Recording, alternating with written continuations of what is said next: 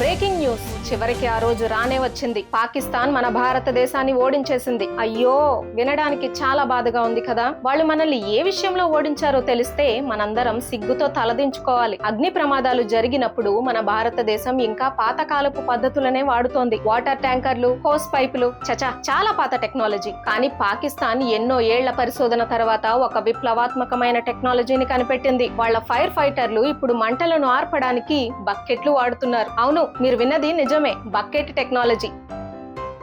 మనం ఇంకా fire fighting డ్రోన్లు అంటూ వెనకబడిన టెక్నాలజీతోనే ఉన్నాం. కానీ పాకిస్తాన్ వాళ్ళు ఏకంగా బకెట్ టెక్నాలజీని కనిపెట్టారు. ఒక భారతీయురాలుగా నాకు చాలా సిగ్గుగా ఉంది. ఈ బకెట్ టెక్నాలజీని మనం ముందుగా ఎందుకు కనిపెట్టలేకపోయాం? పాకిస్తాన్ మనకంటే ముందే కనిపెట్టి మనల్ని ఓడించేసింది. ఒకప్పుడు పాకిస్తాన్ ప్రధాని షెహబాజ్ షరీఫ్ భారత్ ను ఓడిస్తాం అని గట్టిగా శపథం చేశారు, గుర్తుందా?